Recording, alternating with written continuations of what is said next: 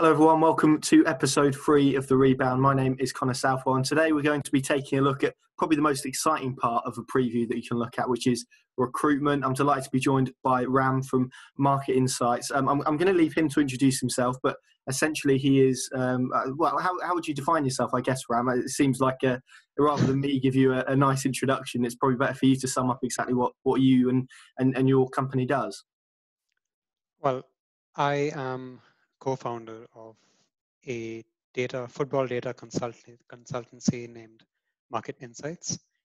We were founded just over a year ago, so the end of July 2019. And what we help football clubs do is we help them make the best use of the data that is either available to them exclusively or available via public feeds. So we turn the data available to them into the best insights possible that would help aid their decision making and drive various processes ranging from recruitment to performance analysis and long-term planning as well. And to name a couple of the clubs you work with Tampa Bay Rowdies, so I know Norwich City have a partnership with, of course, in America, but also Swansea City as well, don't you? Yeah, that's right. We have worked with Swansea and Tampa Bay Rowdies. We do work with other clubs within the EFL at the moment in all the divisions of the EFL and a couple of others outside of England as well, which we're not allowed to name for reasons that you will understand. But yeah, so far so good, I suppose. Yeah, it certainly looks good as well. And I've sort of followed your work on social media for the last couple of years, and it's been really excellent to see you guys grow. I mean, there's a little collection of you, isn't there? I know that there's the guy who runs Blade Analytics as well. I'm sure most people are familiar with. It's an excellent account to do with football generally, but equally football sort of analysis and data. And you know, as I said at the top of the show, it seems no one better really to get to talk about some of these Norwich City recruits that. We all know by now, following Norwich City, the way that they recruit probably isn't going after names that people are all too familiar with. So to get some insight into those is going to be really useful, I think, for Norwich City fans and anyone watching this. But saying that, I just want you to start, before we go in and sort of unpick the Norwich City signing this summer, really to speak about data use in football and how clubs use it in terms of recruitment, because I know that when I spoke to Kieran Scott, for example, who's the head of recruitment at Norwich, and Stuart Webber's also spoken about this in the past, it's not simply just relying on data, isn't it? It's interpreting it in a certain way and using it as a tool rather than sort of using it to make an opinion of a player, I guess. It forms that opinion rather than is the opinion. Yeah, that's right. So there's a concept that is widely debated, but there's a school of thought that I subscribe to that says data is not exactly objective. At the end of the day, data is what someone is recording in terms of location and precision. It may not be entirely objective, and objectivity itself in data is basically just a point of maximum convergence. So an objective opinion of a player, for example, to me or to you would probably be what maybe 200 other people from various spheres and allegiances are saying about the player. That may be an objective opinion, the convergence of all of that. So data is probably closest to the convergence of objectivity that you might get about the player, because at the end of the day, there is some amount of subjectivity in it in terms of someone is actually logging it, and that's how we get to see the data. But I'd say that data helps tell you the least subjective story about the player. So if data is used as a point of reference, I feel as if it helps make a process a lot more efficient, in the sense that obviously live scouting is of utmost importance to any recruitment team.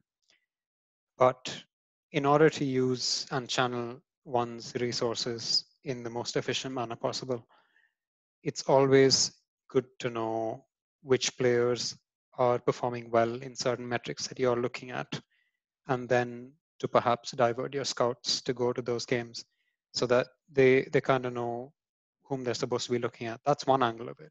The other angle is your scout has given you a report on a certain player, and it may not have been very good in the 2 or 3 matches that he watched live, but the data tells you that over a period of maybe 3,000, 4,000 minutes, a player is actually doing a certain thing better than what the scout may have reported over the duration of those few games.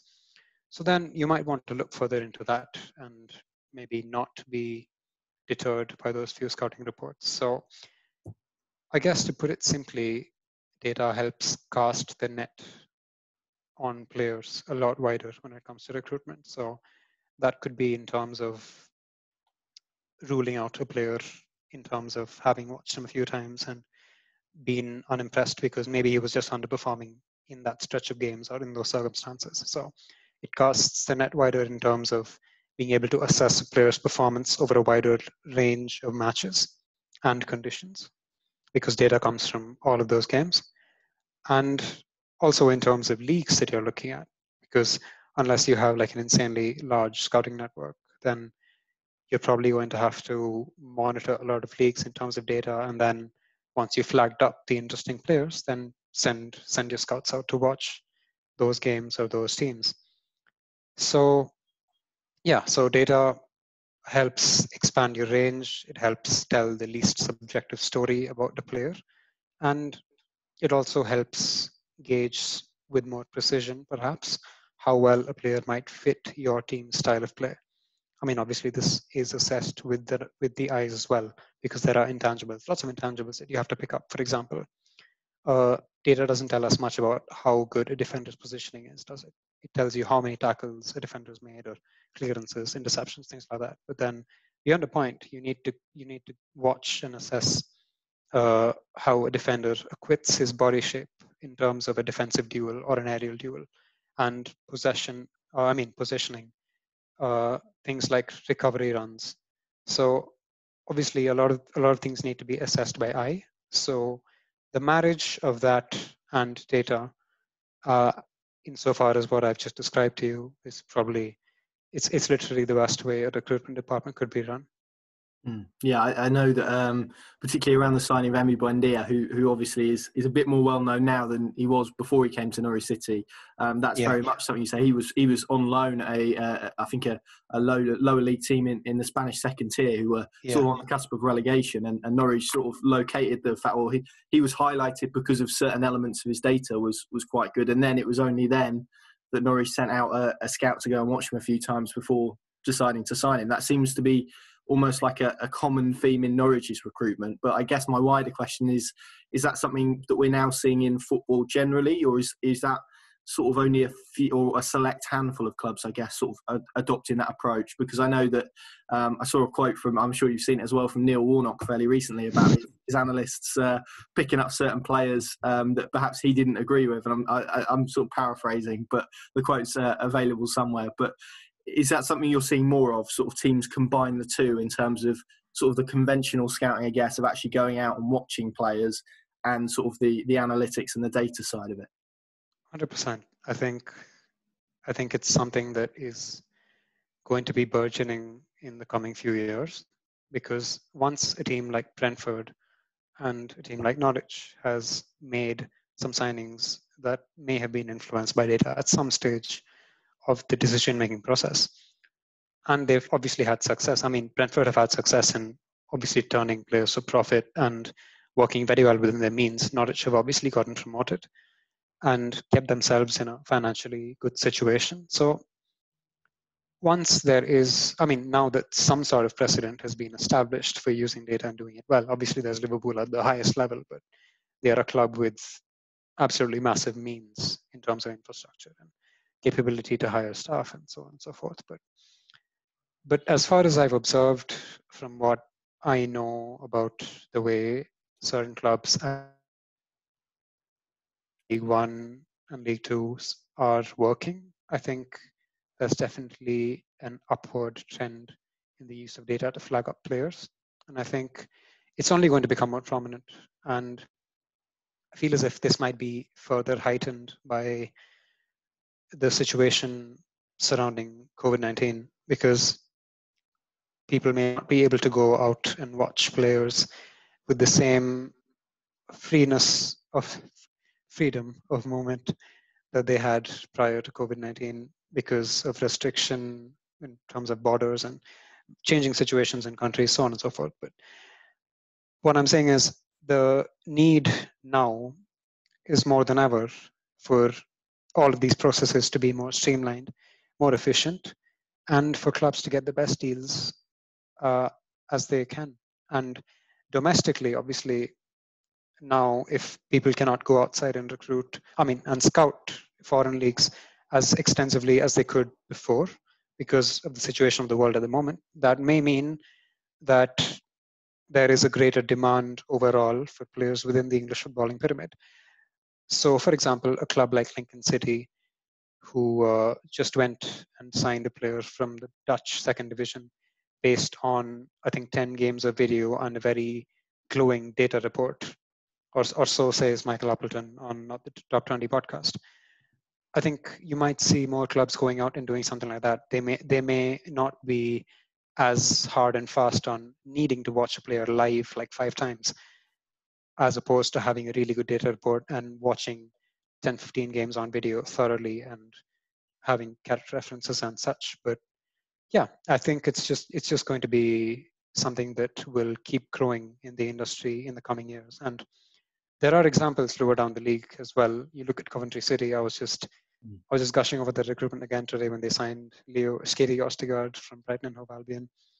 I watched him a lot for St. Pauli last season, and I think he will do very well.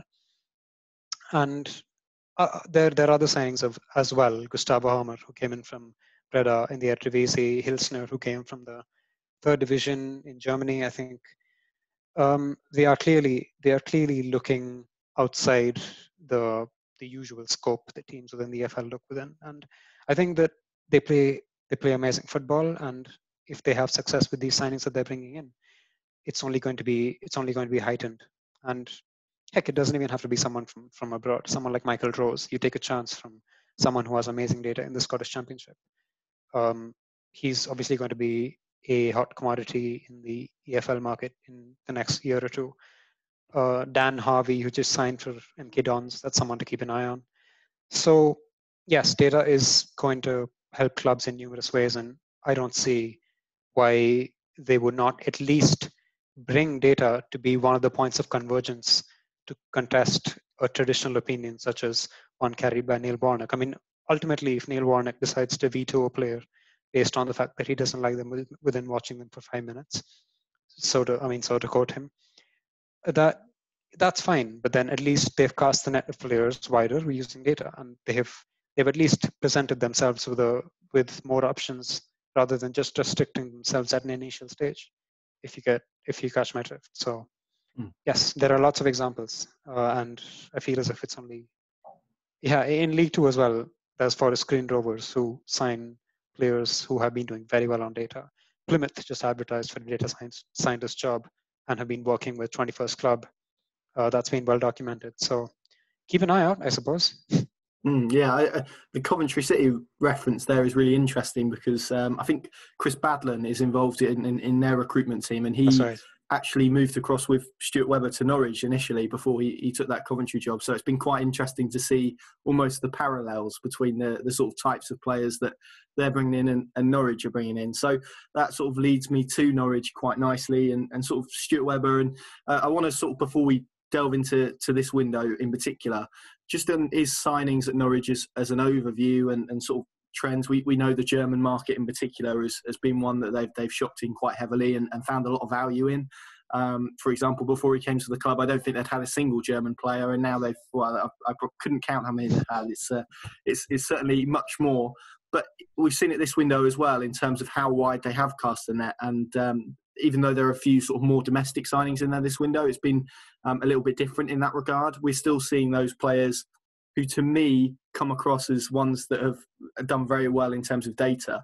But in terms of Stuart Webber, Kieran Scott, since they've been at the club, what have you made of Norwich City's recruitment? Because it was very successful in the season they went up from the Championship, but last year, actually, it was probably a little bit more difficult for them. Yeah, I think overall it's been superb. There's no contesting that.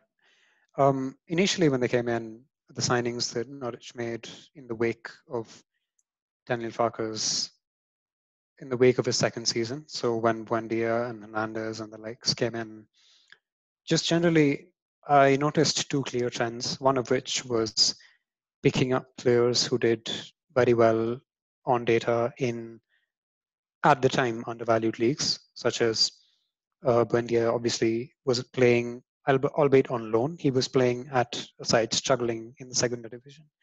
And Onel Hernandez was playing the Schweizer Bundesliga, which at the time wasn't as popular, despite Huddersfield's exploits. But so obviously that was one trend, picking up players who have been performing well on data in slightly lesser known leagues. The other was there was a trend of players coming in who had been very undervalued. For example, Mario Vrancic. He was at Darmstadt, but I think he was someone who showed a lot of initial promise at one point in his career and didn't quite take off for him. He'd been around a bit, I think, and there was a lot of potential at one point there, but then he had reached a level where he could probably do a very good job in a team that made the best out of his strengths, even in the championship. So I think they did very well to identify that kind of player in both Mario Vrancic and Moritz Leitner, another one who had been very highly touted alongside someone like Leonardo Bittencourt as a future Dortmund player around 2012-13, right? When they reached the championship final. Yeah, those two were kind of the next youngsters willing to break through. And again, for Leitner, it didn't quite work out.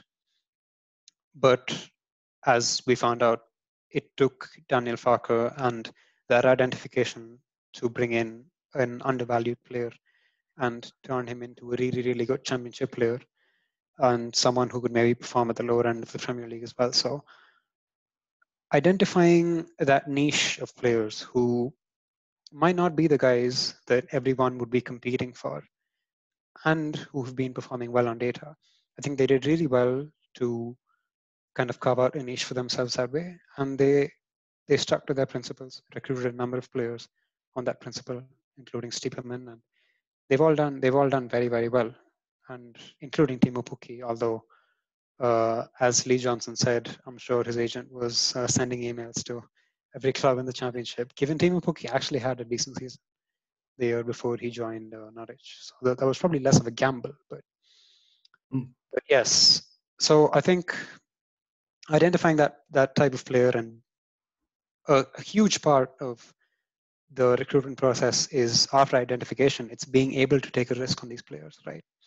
Because, well, if you look at a player like Prachata, who we will talk about later, I assume, but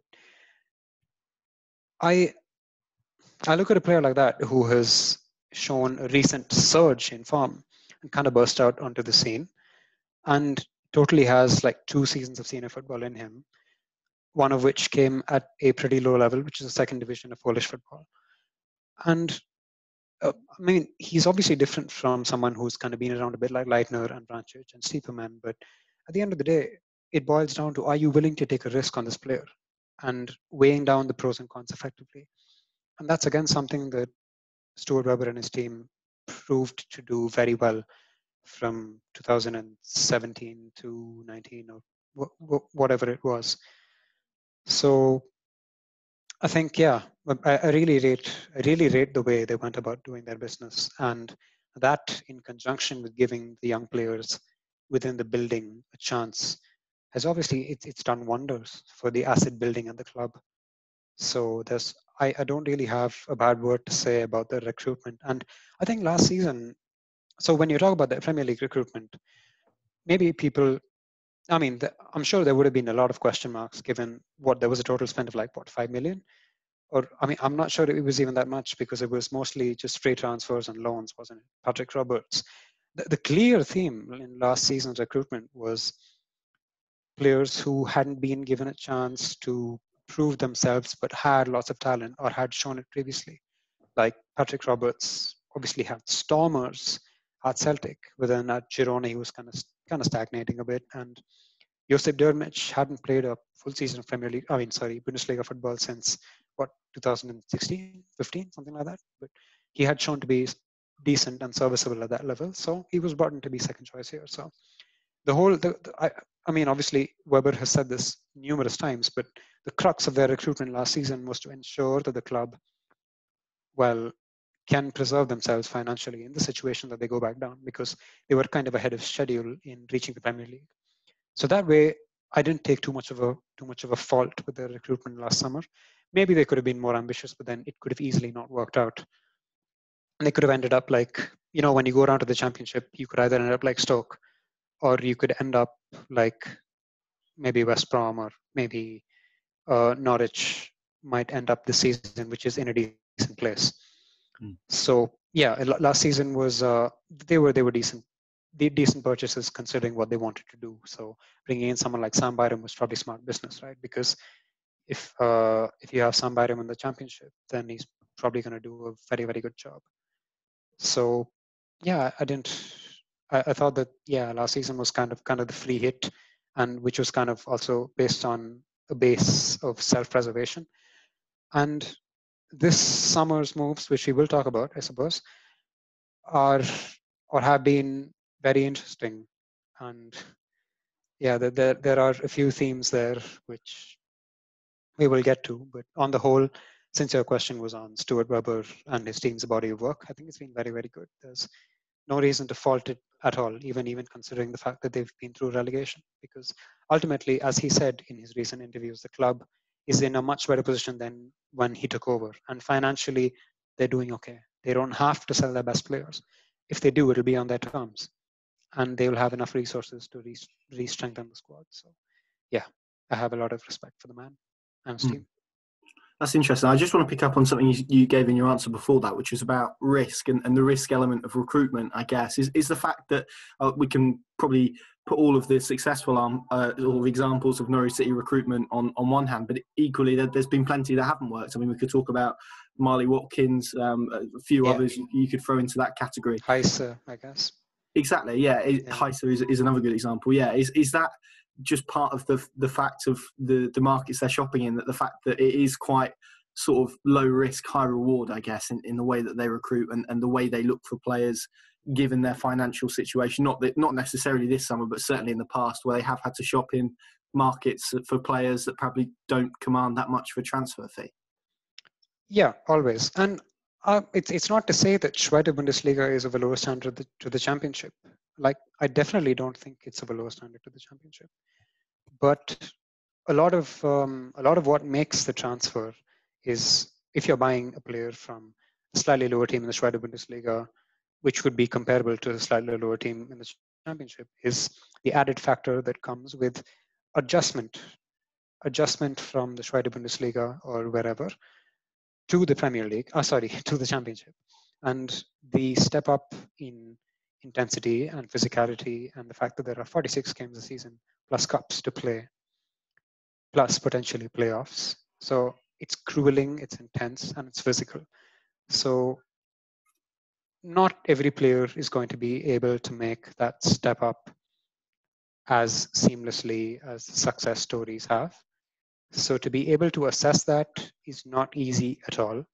So obviously there are going to be players who might come in and, depending on circumstances, might not be deemed as a success. So someone like Philipp Heiss came in and he probably didn't have that many opportunities given Jamal Lewis's emergence, I suppose. And I'm not sure if he struggled with injuries. Did he struggle with injuries? Not massively. I think you're right. Okay. It's probably Jamal Lewis and other options. But he's a really intriguing example himself, and it's sort of good that you brought him up because he signed a fairly long-term contract and is yet to play a single league game for Norwich City. Yeah. So there's him. He's obviously a decent player at the Schweizer Bundesliga level, but it's just the way things are sometimes, that due to circumstances or due to the inability to transition, they did not work out. And there are transfers like Dennis Sabeni, where he came in after an absolutely storming season in the third division of Germany with well, I think I've forgotten who it was with, maybe Paderborn, but Paderborn, yeah. So he came to Norwich and he was kind of second, third choice striker for a solid 1.5 seasons, was it? And 1.5 or 2.5 seasons, and it's like he came in and he scored goals here and there. He did a decent job, I suppose, as a player of his squad role would have been demanded. And he went back to Paderborn, didn't he, in January or whenever it was, and then he didn't look very out of place in the Bundesliga either. I think he scored within like one game of going back there, and I'm pretty sure he'll do okay in the Zweite Bundesliga next season as well. So yeah, it's circumstances as well that play a big part in it. So I wouldn't necessarily call Dennis Shabani a bad signing, because ultimately I think he came in and served his purpose, and he was probably sold for at least as much as what he was bought for.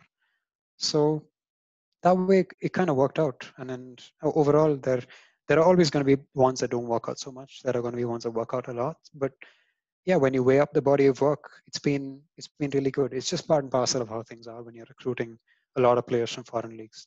And given that, they've done very well. Yeah, I think there's perhaps a lot of people in football that maybe forget the human element of it as well, coming from a country abroad, and the fact you have to settle into a new culture in a new country. That's something that doesn't really get discussed, does it? And you can, scout and recruit a player till the cows come home, but if their character isn't right and they get a bit homesick, then it doesn't often work out. Right, let's turn our sort of attentions to this window then. Before we sort of delve into the players individually, we spoke about trends earlier. Have you seen any sort of trends or perhaps shifts in Norwich City's recruitment this summer as opposed to what they've done before? One, under Stuart Webber, and two, in the Championship. I guess the obvious one being probably that they've got a bit more money to play with this summer. Yeah, they have. And even considering that, I suppose they've been kind of restrained in terms of you compare their spending to a club like maybe Fulham or West Brom that came down, and it just West Brom came down and splurged. They paid a premium, I assume, or at least they agreed a premium fee for getting Matheus Pereira in from Sporting. I can only assume the same followed with Krovinovic, and they got Charlie Austin down. They paid a lot of money for Kenneth Zohore. So it was I don't think you can say Norwich have been spending the same way. Fulham came down. In terms of Norwich, it's more money, definitely. yeah. Norwich came down, and Fulham came down, and they went all guns blazing, didn't they? They got Knockout, they got Ivan Cavallero, Michael Hector signed for so much money. Although they were ultimately vindicated, but there's a chance that these things don't work out, and then you end up being in a weird financial position where players want to move on, but they're on high wages, or you can't sustain paying their wages because you don't have parachute payments. Yeah, I mean, there are a number of things that can go wrong. So considering how much clubs could spend after coming down from the Championship, as I just elucidated upon, Norwich haven't. I'd still say that they've been somewhat restrained with their spending. But the clear change that I noticed from previous recruitment to now would probably be the fact that they are considering bringing in someone like Ben Gibson and Jordan Hugel as well. So technically, these are players who fit the theme of haven't been given that much of an opportunity to perform in recent years, or haven't performed at their parent club in recent years. Obviously, Hugel and Ben Gibson were picked up by Premier League teams around the same time by Burnley and West Ham, Claret and Blue clubs, respectively. And neither of them have really pushed on since then, in the sense that Hugel has obviously come back down and scored goals with Borough, scored goals with QPR. Ben Gibson has just kind of been sitting on the bench. But the good thing is, it hasn't been that long since they were regular Championship players. And we know that they can perform at this level. Ben Gibson has obviously been promoted from this league. He's been a leader, very, very highly rated player before kind of sitting on the fringes at Burnley. So in that sense, they are going for players who have something to prove, who've kind of lost their sheen over the years, but also players who they know can perform at this level. So that's kind of a new trend, buying British-based talent to come in and be like a sure thing in the Championship. And arguably, I'd say that's kind of what they need at this point as well. you're coming down, you're in a situation where you might lose a lot of good young players. And you're in a situation where overall you don't have that much championship experience in your side, apart from maybe 1.5 seasons from the guys who took them up. So in that sense, if you're bringing in someone like Jordan Hugill, someone like Ben Gibson in for either loans or non-obscene fees, we're talking about like, 2.5, 2.7 million it was on Hugill. And I would assume Gibson wouldn't be that costly as well, given his value has slightly depreciated since Burnley signed him. So is that a loan? Is Ben Gibson a loan? Well, yeah, I think they're exploring sort of all possibilities with that. I think they're definitely trying to get something done with Gibson, but I think they're open to probably both. But I think the permanent deal would certainly have to be on their terms, as kind of in a similar vein to the Hugo one, I would imagine. Yeah. So I like that. I like that they've looked at the squad and gone, we would like to go back up as soon as possible, despite the fact that we've done some impressive work at this club over the years. So something that could be very useful to the squad is players who have performed at the championship and are lower risk, so to speak. And someone like Ben Gibson adds a lot of leadership and robustness to the defense, which I felt could have been missing last season. And in the championship as well, I felt as if Norwich's defense wasn't as much of, a tight-knit unit as maybe Chris Wilder's Sheffield United was, or even Marcelo Bielsa's Leeds was, despite the fact that Bielsa has only been there about a couple of years. So I did feel that Norwich had defensive deficiencies going into the Premier League, which were kind of badly exposed. But yeah, considering that, bringing this angle into the recruitment will, I think, prove to be beneficial. Well, so that is one thing. Yeah, let's take a look at Jordan Hugill in particular, because I think on the surface of it, and he's obviously the most recent signing as well. As you mentioned, a fee that we certainly believe to be about 2.7 million, certainly up front, with add-ons and clauses as Norwich deals tend to be, that could take it a bit closer to £5 million. But on the surface, there are probably Norwich fans looking at this deal for Jordan Hugill and actually thinking, well, this is a different sort of striker, a different mould of striker than perhaps Norwich fans are used to, in terms of, Timu Pukki, who's very technical, isn't the biggest, isn't the most physical, quite a clever, intelligent striker off the ball. Is this signing probably a recognition that they need a bit more variety in their striking options? Because Jordan Hugill obviously spent last year on loan at QPR, scored 13 goals, and there's probably an argument to say, for the value or the transfer fee that they've paid to get a championship striker that you say is proven in terms of his goal output, who scored 13 goals in this division last year. I mean, if you're looking at a fellow championship club who has a 13-goal striker on their books, you're probably paying a lot more than you do for Jordan Hugill. So is this one that they've sort of sniffed an opportunity, do you think, and have probably gone for it for that way? Or is it a specific sort of fit in terms of more variation into their attack, and also the importance of having a plan B, which perhaps wasn't necessarily the case in the Premier League? Yeah, I think it's a bit of both. I think back at the time Britt Assombalonga was sold to Middlesbrough from Nottingham Forest for about £15 million, and in terms of what we just said about having someone with a proven goal record in the championship, I think compared to that, it's good value. So that's one thing. And the other is, I think it just could be about adding variety to the options of strikers you have available, because obviously Pukki has been there and done it in the championship. So, he can do it, obviously, in the same style of play and everything. But I think it could be essential to equip yourself with a different option in terms of giving you the versatility to approach different games in different ways and setting up your team in a slightly different manner. Because one thing about Daniel Farke that stuck with me throughout the Premier League is he kind of stuck by his guns in terms of playing style for most of the season. So maybe there has been an air of Farke himself wanting to be a little more tactically flexible. So he has got in someone like Hugill who adds goals, and he him along with Pukki and along with Adam Ida, between them, they cover basically every kind of skill set you would want from your set of 3 strikers. So yeah, that way the move makes a lot of sense, and that's really the only way that I looked at the move, because it's sensible.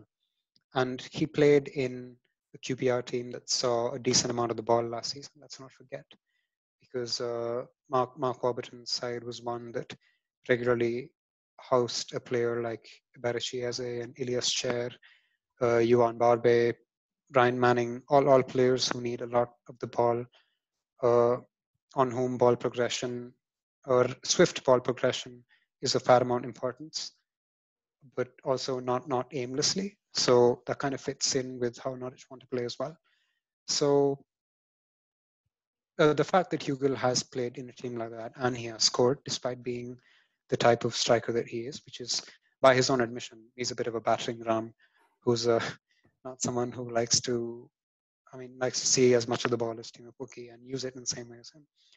So yeah, all things considered, I think there were a lot more pros than there were cons of signing Hugill. And from a statistical point of view as well, his average, expected goal per shot has been pretty good. It's just his kind of finishing that has been varying either side of his expected goals in the last 3 seasons. But there's every chance that he'll end up with a decent goal tally in a side that will create a lot of chances as well. I think what I was going to ask about Hugill was, and you've probably answered this to an extent, was those sort of what is his pros and his cons, because like I say, you've described him aptly there as someone who's perceived as being a bit of a battering ram. But actually, when I spoke to a QPR fan, as is on the channel, sort of somewhere you can find it, clicking on our channel page, he essentially said that he isn't probably a natural finisher in perhaps the same way that Timo Pukki is, maybe a bit rough around the edges, but yeah, as you said earlier on, probably a different type of striker to what Norwich City have, and probably a different sort of striker, maybe the sort of striker you could argue that they probably needed a bit more last year. So in terms of his qualities and in terms of his strengths, what will he add to Norwich City, do you think? And then equally, what are the areas perhaps that he does need to improve? I know we've sort of identified finishing, but are there any other areas, sort of noticeable weaknesses from within his game from a statistical point of view, from your perspective? Well, I think he could do more with the ball. I think at times he's unproductive when he receives possession. I know it may not be his job as someone who's played like a kind of target man or a mobile target man, but I feel as if even if he comes into the Norwich side as a target man, he'll have to be someone who's more mobile, kind of a floating focal point. So in that sense, I think productivity in, I'm just making up my own notes today, aren't I? So productivity in build-up is probably the area of his that would need most improvement, apart from consistency of finishing, I'd say. So yeah, that's probably the one thing. Interesting. I'm gonna categorize this into the domestic sides. That seems to make sense before we go on to probably the ones that are a bit more obscure. So Darren Dowell, someone who's coming from Everton, again, another one that you probably put in the mould of, I guess, championship experience, even though he's only 22. Yeah. He's had a lot of loans, hasn't he, in this division, most recently with Wigan, which was very successful, but then one before with Derby that perhaps wasn't as successful. What do you make of Darren Dowell as a player, and how do you see him fitting into the current Norwich City setup? Yeah. Actually, apologies for not mentioning him before, because he very much fits that mold of having a good amount of championship experience. He's been at 3 clubs now, 4 clubs, Nottingham Forest, Sheffield United, Derby County, and Wayne Athletic. And he's played kind of different roles among his 4 spells, and he's also had like mixed levels of success. But I think the main thing they've looked at is he is someone who once was touted as having massive potential, the same way Moritz Leitner was at Dortmund.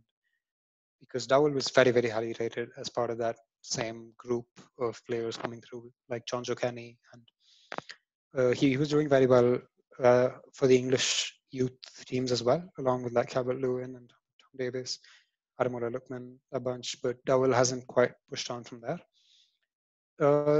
I think the reason being he's not really had consistent loan spells where he's been played to his strengths.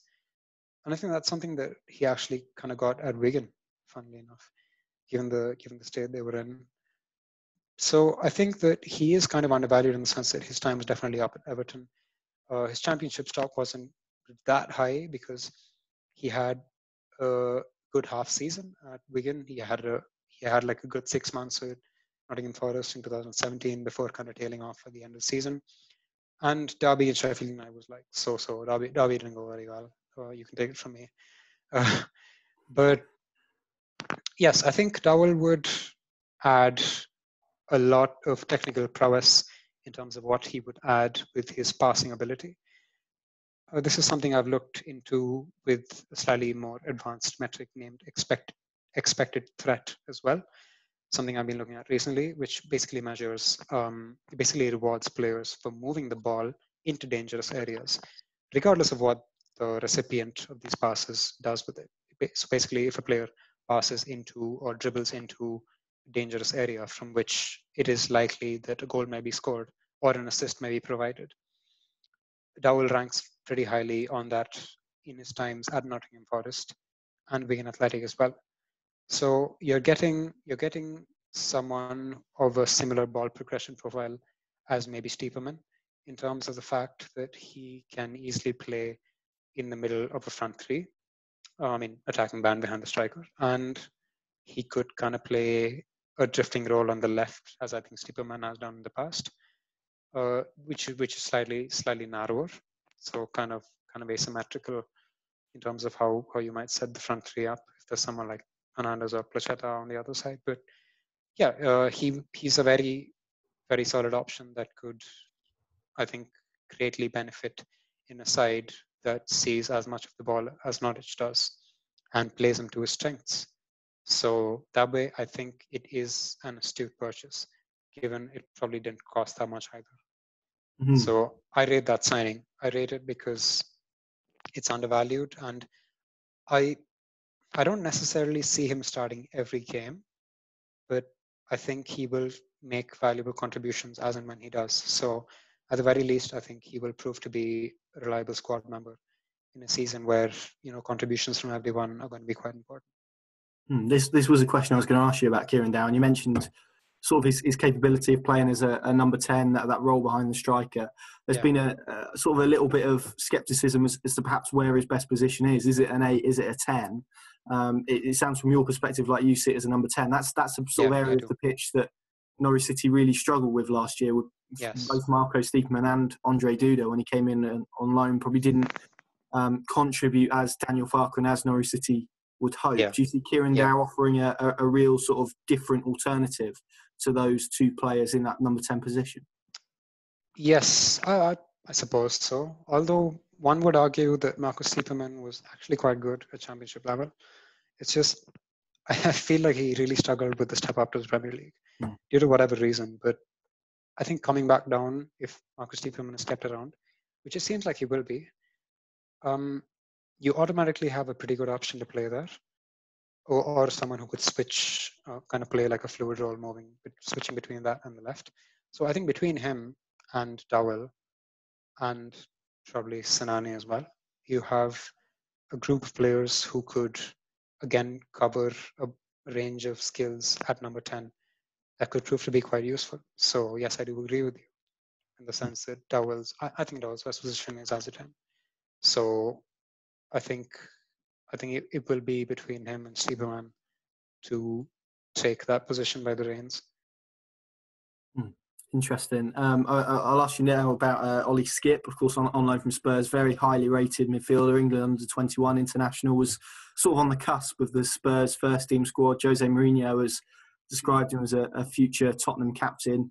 What do you make of him? Because I saw a little bit of him in the friendly against Dynamo Dresden, and he just seemed to have a tenacity, a bit of a bite that perhaps Norwich City lacked last season. Maybe borderline in terms of the as he got booked, and it looked like he was probably a tackle away from a red card at times. I saw that. maybe a bit too aggressive. But what do you make of him as a footballer? Because he looks like someone who combines probably Alex Tetty's sort of positives and his sort of defensive capabilities, which Norwich City, without Alex Tettey in the side, certainly within that midfield, looked very open and very exposed.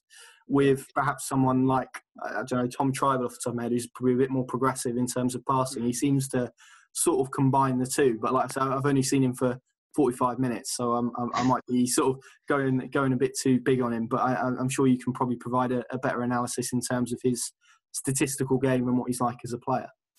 Yeah, statistically speaking, to be fair, your guess is probably as good as mine, because he hasn't played enough games to even have a decent sample size of statistics to judge. So how I think the workings of this transfer would have been was, I think Norwich clearly identified the fact that they needed someone who was a bit nasty at the base of midfield and also had decent technical ability and also kind of possessed these leadership intangibles that Jose Mourinho talked about, which is why I think that they also targeted Ethan Ampadu at one stage, because I think I remember Michael Bailey reporting that Ampadu was a target, and I think Ampadu wants a chance to prove himself with Chelsea, which is why maybe this deal didn't go through. But I think that they would have considered Ampadu and Skipp as alternatives for the same role in the squad, because Ampadu fits almost the same profile insofar as being someone who can win back a lot of balls in midfield and who has a very, very decent range of passing on him as well, and who is quite vocal on the pitch, and someone who I could tout Ampadu to be a future Chelsea captain without doubt. So if it's that intangible personality that you're speaking about, combined with those qualities on the pitch, and I mean, neither of them is a physical specimen, right? Skipp isn't very tall or very bulky. Neither is Ampadu, but they both got this intensity to their play. They both got a level of tenacity combined with technical prowess that I think Norwich correctly identified as a gap in their squad. So I love the signing of Oliver Skipp personally. I think he looked quite good in the FA Cup game that he played against you guys. And whenever I watched him, I've been impressed, because there's clearly a very good player in there, but he just hasn't been afforded enough opportunities because of the fact that Jose Mourinho functions in a certain way at Tottenham. So yeah, Walker Peters left, Barrett went out on loan, Skipp had to go out on loan at this point. He had to play. So yeah, I love the signing, to be honest. I think he adds a lot of what Norwich were lacking, and he's obviously developing, has excellent pedigree, has played games in the Premier League. So really, what's not to like? I think it's an excellent signing. We've heard Stuart Webber talk before about this in terms of loan additions, and you just got me thinking there in terms of what you were saying. And this deal generally is interesting because I remember him distinctly saying that the only time we'll sort of look to bring in a loan option, particularly from sort of the big clubs, because obviously Norwich would rather develop their own talent perhaps than someone else's, is if they've got a player in that position that perhaps they've earmarked for a few years' time as being a first-team option. So just to sort of fill that gap. And this is where I think maybe about Melvin City, who obviously joined in January from the French League. Is he someone that you think could fill that role? Judging by that sort of noise, I'm guessing maybe not. But is that sort of what you get the impression with this Skipp signing, that he is sort of there for a year in order to allow someone else to develop, or maybe someone else on loan? Well, in terms of similarity to Oliver Skipp, from what I've watched of Melbourne City, he seems to be kind of different to Skipp. So I watched a lot of City going from the time he made his debut for Sochaux, because he was one like we within MRKT Insights earmarked as someone who could have a lot of potential.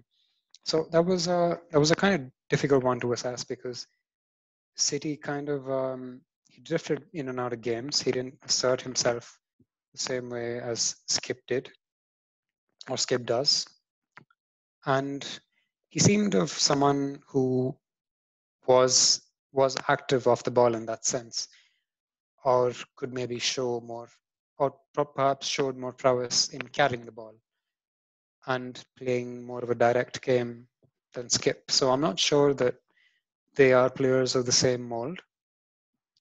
Although I think that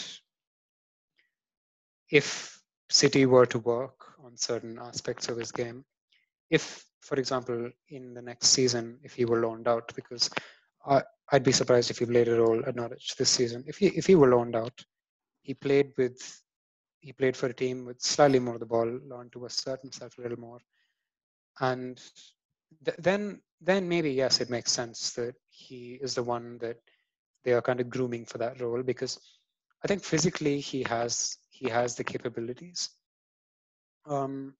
It's just I feel as if he has a lot more refinement left to do in terms of where he is and in terms of where Skipp is. So that way it could be one. But the way I was kind of looking at it was Sorensen is maybe the one that could eventually take over Skipp's role inside, because Lungi Sorensen is he's a kind of interesting player, because he's been used in a number of roles where, I mean, he's played as a kind of deeper midfielder for, I can't pronounce his team's name correctly, but I'm just going to refer to it as his team. So Esbjerg, I mean, I'm not sure if that's correct. That's pretty close. I think that's pretty close. Yeah. So when I watch Sorensen, at times he's played this kind of midfield role where he drifts wide a lot, with someone playing a sitting role instead, and he actually has like a better range of passing than people might give him credit for, because he has the ability to play some very nice progressive passes and thread through some nice through balls for, on rushing fullbacks or attackers into those wide channels. He can distribute it out wide well, and he's actually quite good off the ball. He's got that streak in him that would, I think, in the future allow him to be an effective ball winner. So in that sense, Sorensen could be someone who initially plays like kind of second fiddle to Skipp, assuming you have someone like Kenny McLean on the other end of the double pivot, or Mario Vrancic, or maybe, I don't know, Alec. I'm not sure if they play pivot with Tete and Skipp, but yeah, you catch my drift. I'm thinking someone like Sorensen would come in and maybe not start every game immediately. Maybe let Skipp take that role, and then probably transition Sorensen to a starting role in a year's time when Skipp goes back.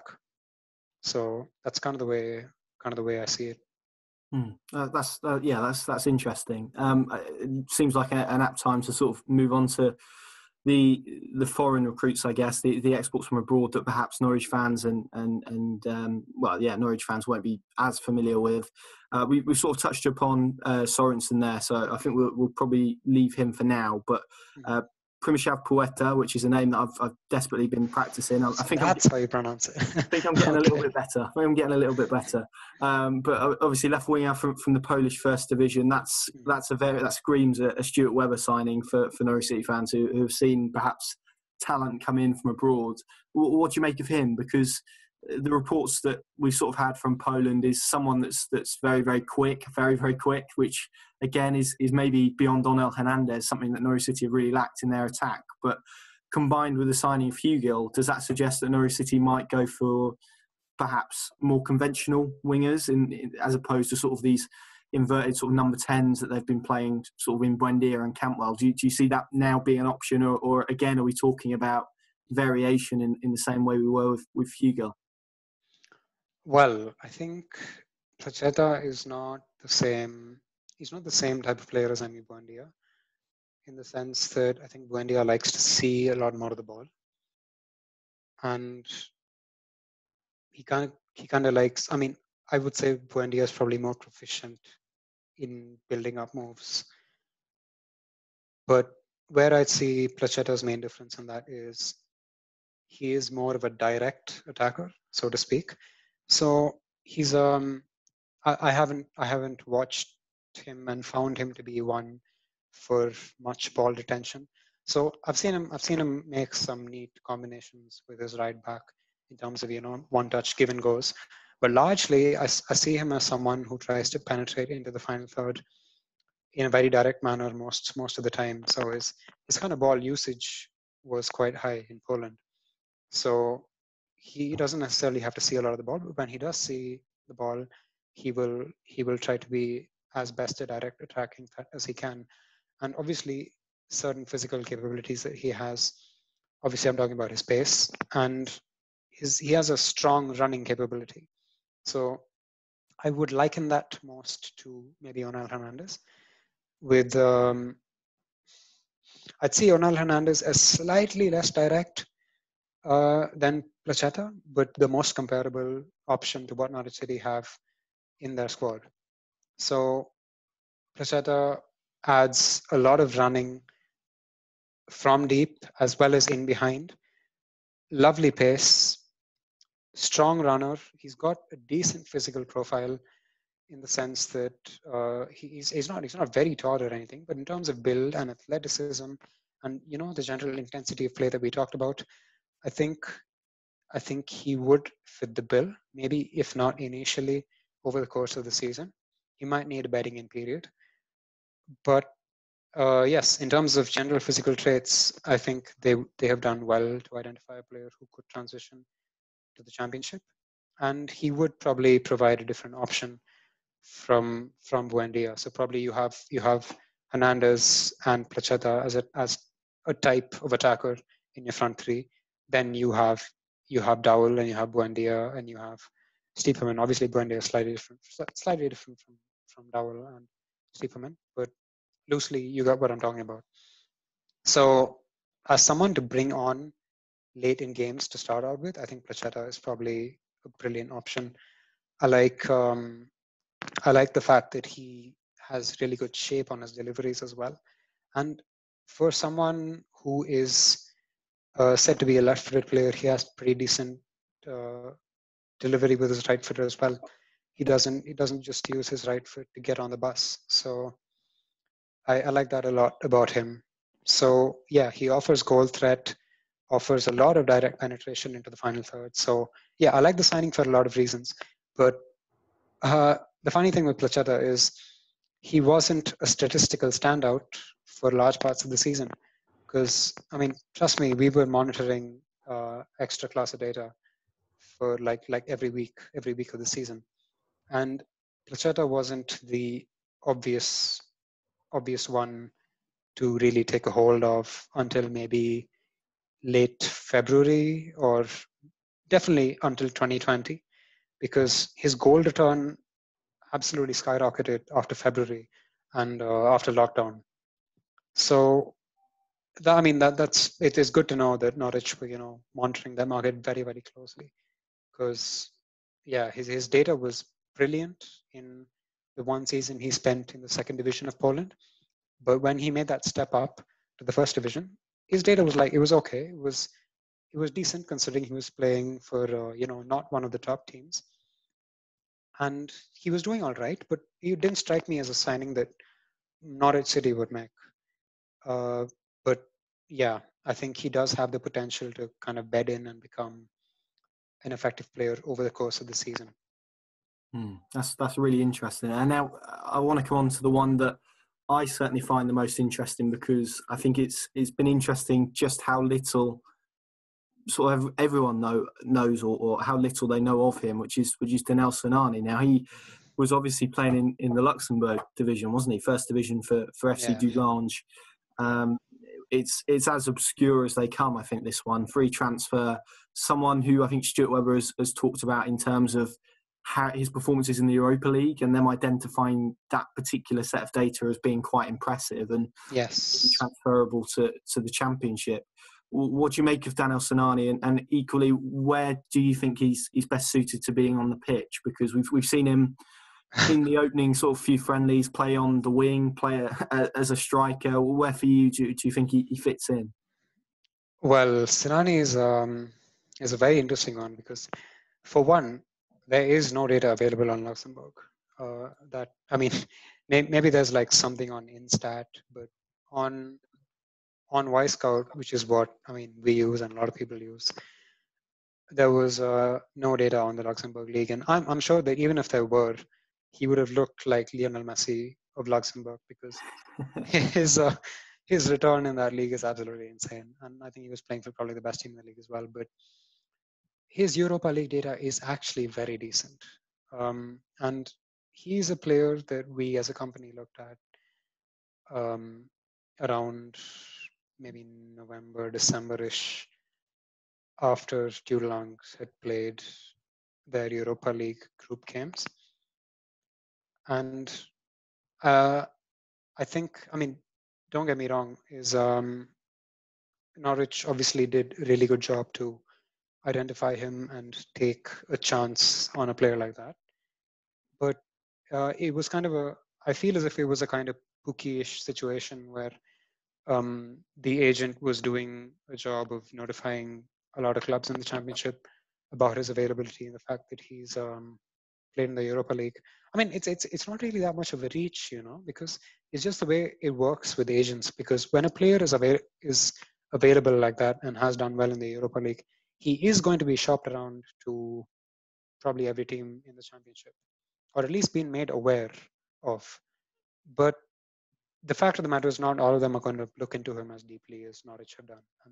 And as far as that goes, they've obviously done a very good job. Now, as far as it goes with his style of play, etc., he is a very, very interesting player. And his data in the Europa League was actually very good in 2019-20. Slightly less so in 18-19, but then the sample size in 19-20 was kind of double to what it was in 18-19, because they actually made the group stage from there. And they played against very decent teams like Sevilla. And I watched both his games against Sevilla back then. I was actually left quite impressed because he didn't look out of place at that level at all. I mean, I'm not sure how seriously Sevilla were taking that game or whether they were through at that point, but they did have they had some decent players on the pitch at the time, and Serrani didn't look out of place at all, and he actually struck me as someone with a very good all-round skill set. And I think that's why he's been used in a number of roles in his career, because I know that for Luxembourg, he's played as a central midfielder as well as a 10 and a striker.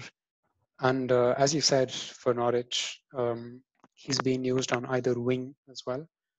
So, yeah, in that sense, I feel as if it was a good option in terms of being low risk, because they got him on a pre-contract in there. So he was very low risk and potentially very high return, because you watch a player who's been playing in the Luxembourg League all season, and then he goes and plays against Sevilla and actually looks quite decent. Then that's someone you're going to want to look much more into detail. So he likes to see a lot of the ball.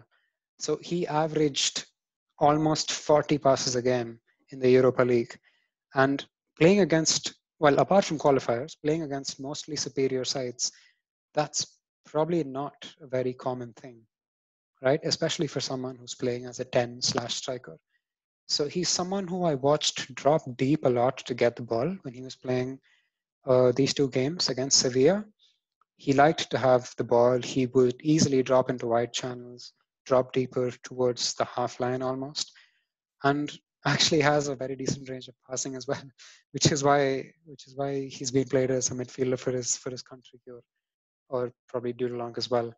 So he kind of possesses that uncanny skill set where he has like this good range of passing and movement and willingness to want the ball. And in terms of finishing as well, he's fine. He gets into good scoring positions. I've seen this, and the expected goals reflects that as well. His finishing in the Europa League at least has been good. In Luxembourg, obviously, it's been amazing. And well, what else? He's I noticed that he was fairly active off the ball as well. So that might tie into the fact that Norwich would like someone who, kind of enables the gegenpressing game. So in terms of fit, he actually ticks a lot of boxes, in terms of an attacker who likes to have the ball, who can switch in terms of, he can probably interchange within games, start out on the left and then drift into that central role during the game, and maybe interchange with the striker if needed, so that is conducive to fluid attacking play. So Yeah, I actually like the signing in terms of the fact that it was low risk, um, high potential return, and kind of taking a gamble in terms of where he's played a lot of his football. But watching him against Sevilla in the Europa League, it kind of alerted me to the fact that he was a good player. So yeah, I like a lot of things about that purchase. Although I'm kind of, so I suppose I see him best as a number 10 given a skill set.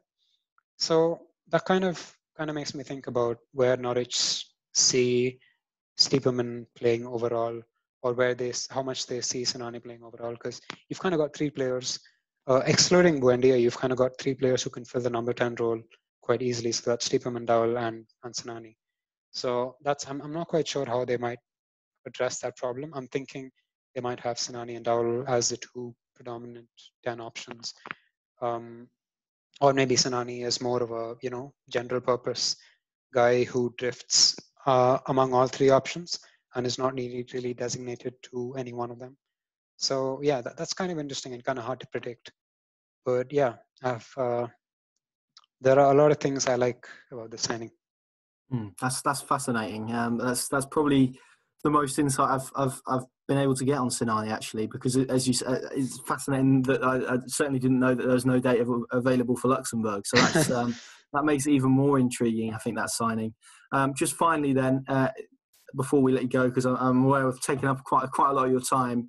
Xavi Quintilla joined on loan from Villarreal. I think he made 19 appearances in the La Liga off the top of my head. So certainly in terms of pedigree, he looks a fairly decent loan option. But what do you make of him as a signing? Is he a different type of left back to Jamal Lewis, for example? Because we saw certainly in Norwich City's title-winning season, they like to play their fullbacks very high, and certainly Yes. the sort of initial reports from Spain is he is someone who is quite offensively minded in the way that he plays. Is that something you agree with? Yes, that is something I would agree with because I watched a few of Quintilla's recent games, and I noticed that he was someone who was very, very quick in transition from defense to attack, in the sense that he would often receive a sequence of possession from his centre backs, lay it off to a slightly more central attacker or a midfielder, and he would absolutely bomb down the left wing and look to receive in high positions and kind of stay there. So I wouldn't say that's too different from what Norwich City want out of their fullbacks. So he didn't. So in the La Liga, at least, he didn't look to take on players or carry the ball through the flanks, taking on guys the same way as Jamal Lewis did. I mean, I love Jamal Lewis's carrying ability. I think it's the best thing about his game, and in that sense, I didn't see Quintilla doing as much of this in La Liga, although concessions should be made about the level he was playing at. So he may not have had the confidence to do that at the La Liga level. So, but in terms of willingness to get forward and pace and transition, as I spoke about, he very much fits the bill in terms of someone who will bomb forward at every opportunity and look to kind of sustain possession in the final third, and if required, recycle possession over there, sustain, and alternatively deliver good crosses into the penalty area. So that's what I made of Quintilla looking at his La Liga appearances. But his data from the Segunda B division, which is where he played a lot of minutes for Villarreal's reserve side, is amazing. He looks very, very good. Looks like exactly the kind of profile. If I just saw his data profile today without watching him, then I'd say that's a very close fit to what Norwich would want from Jamal Lewis and Max Aarons.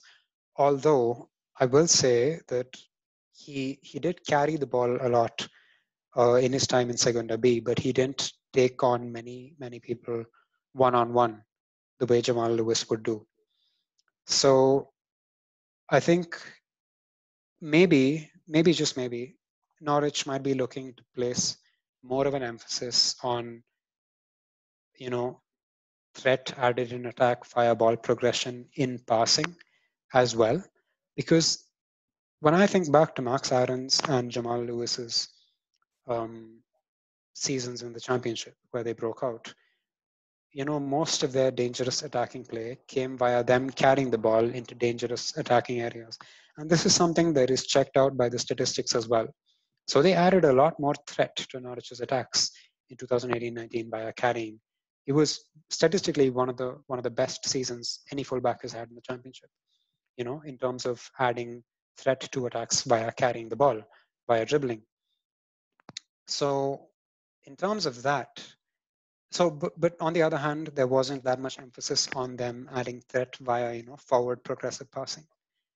So that may be something that Norwich have a new emphasis on in terms of what kind of fullbacks they're looking to recruit, because Sam McCallum is obviously the guy they've earmarked for this position in the future, and I love him.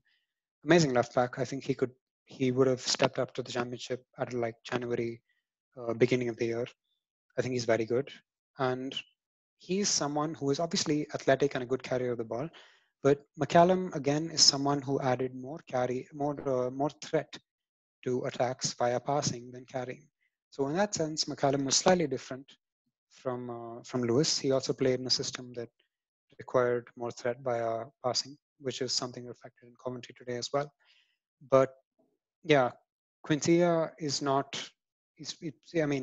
At least from what I've seen and statistically, he's not like an aggressive dribbler, although he does like to progress unopposed, if that makes sense.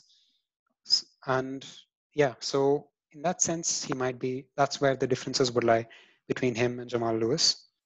So yeah, I think that's the ins and outs of it. He's a good progressive passer, not an aggressive dribbler, but quick, very, very willing to go forward, and probably quite good, will prove to be quite good at sustaining possession further up the opposition pitch, considering you don't want to concede many turnovers given how Norwich City play.